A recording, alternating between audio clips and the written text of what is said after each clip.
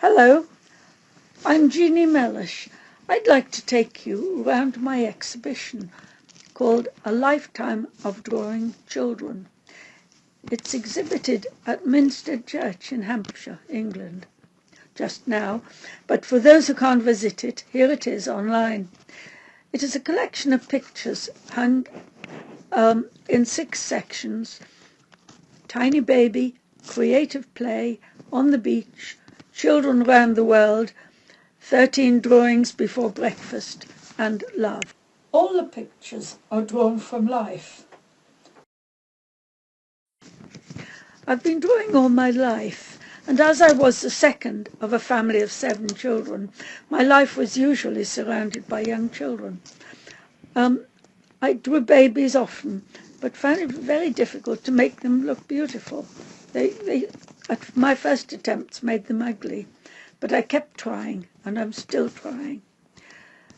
I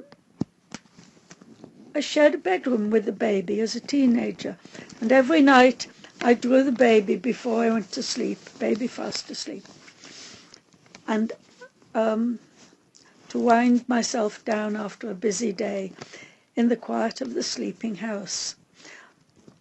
Now, for this exhibition, I began with the babies and toddlers. The christening study is as the baby slept. I managed to get the full picture while she was still. I was drawing from life, surrounded by my pastels, hoping the morning light wouldn't change. The deep blue cloth behind her head helped as a contrast to the translucent quality of the baby's skin and hair colour.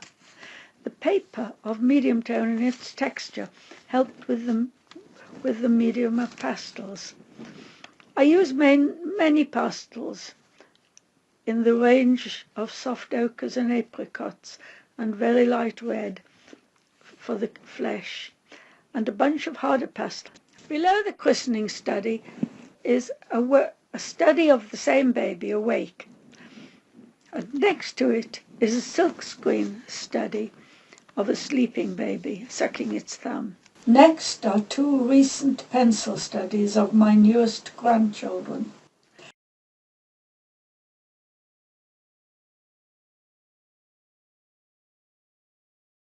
On the right is a Conte drawing of a mother feeding her baby, drawn in the early 1980s on the island of Mull in a castle.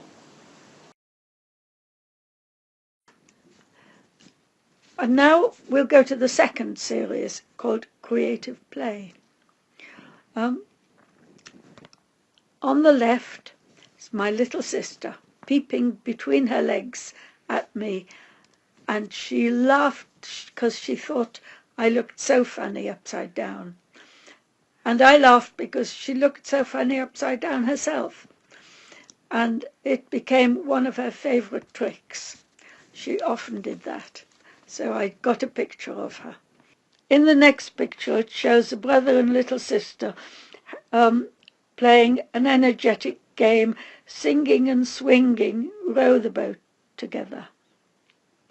Next, a little drawing of her brother playing on the floor with his train, and she's studying and thinking. I think she's thinking, I could climb on his back and get a piggyback ride. Now below, she is having a ride, and she's fallen asleep on his back. And below that, you notice she climbed on his back backwards this time, holding on tight to his bottom, and she's fallen fast asleep again. Her big brother getting tired, but not so not to disturb her.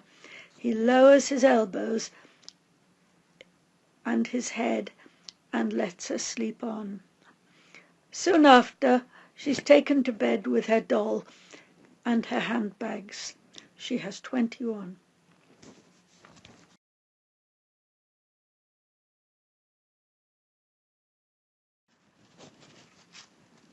The next series is called On the Beach.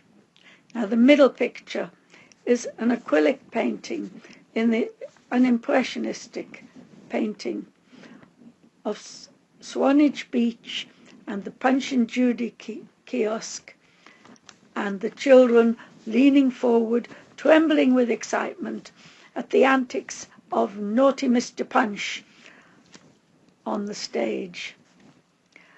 On either side of this painting are two pastel paintings of my granddaughters. I painted this on Nelson Beach, New Zealand. We'd been staying with my stone carving friend, and they got interested in stone carving. They'd like to have a go, and they found some soft stone and a knife each, and here they are having a go at stone carving.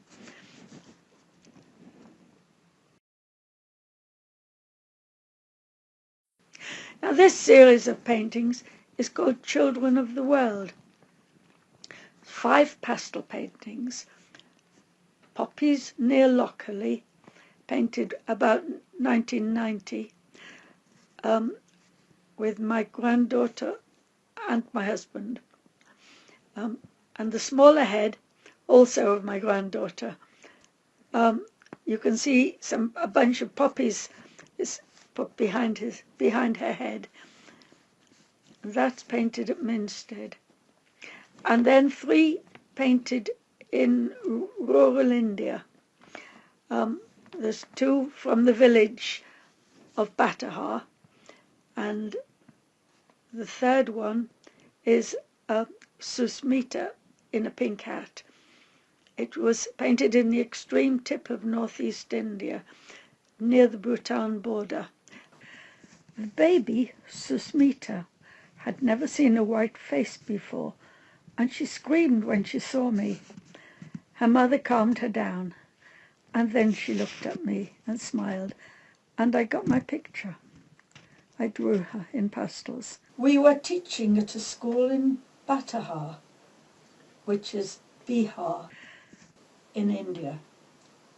I watched and drew as young Ram rode his buffalo to the pond each morning, submerged up to her nostrils. Then they came back out. He jumped off. Then he grabbed his school bag and ran into school. This reminded me of the founder of the school, also called Ram, from the same village, who began life as a buffalo boy, and he got an education. I wanted to draw the village scene, but very soon the children, babies, grannies, all came round to watch me. So many I couldn't see anything else but brown children. So I drew them. Then they told me each one the names of each child. A farmer passed by with a bundle of fresh-cut green sugar cane. Can you see him? At the back. The next series is called 13 Drawings Before Breakfast. Now, drawing a child is so difficult. To get started, you need to get the perspective right, and quite often you need a few attempts. Sometimes I paint on a very large piece of paper and make several sketches. Then as the child moves, I go back to one and back to the other when she gets into the same sort of pose. But this time I had a pad of white paper and a pencil and no eraser. And I thought, right, she's fast asleep. I've got a few minutes to draw her picture before she wakes up. So I started to draw, and she turned over, fast asleep. So I started again, turned the page over and started again. I drew continuously the whole time, just quickly turned over the page and started again. She turned over left, and then she turned to right and to left. And you can see that one time she's only one side for a few seconds. I just managed to put the nose in, and she turned over. And then she woke up. Well, then she took to me, and I got quite a good study of her as she chatted away in bed. And then I filled her bath, and she jumped in, kneeled in the water and twisting, looking for the soap and playing with her toys. And I kept on drawing in the same way, and got that sequence of drawings until it was time to get out. Out you come. No, no, no. Yes, come on, off you go. I've got the towel. Out you come. And that was it.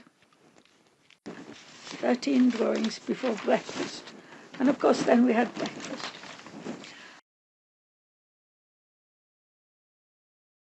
Here is the 6th series.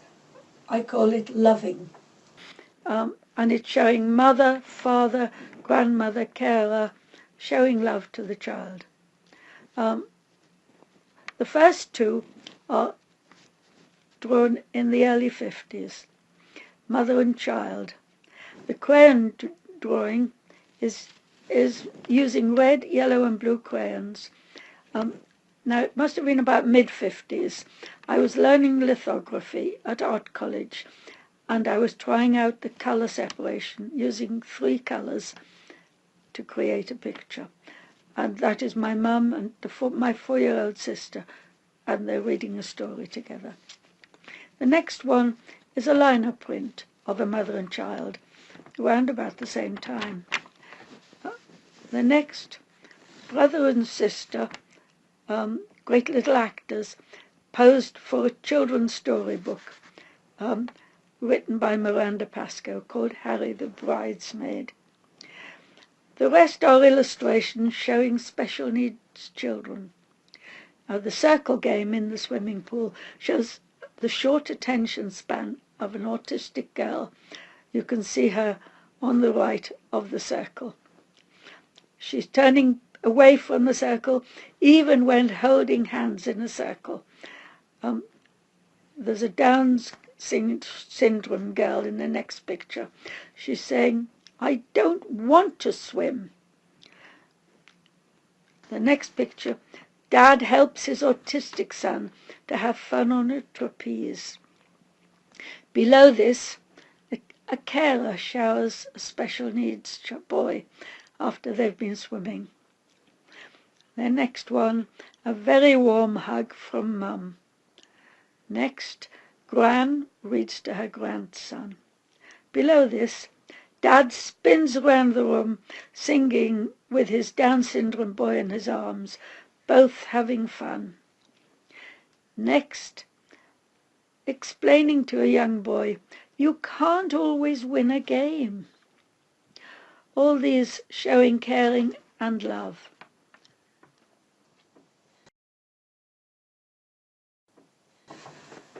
I'm Jeanie Mellersh. Thank you for looking at my exhibition. I hope you like it. You can see more of my art at my other website and on my blog.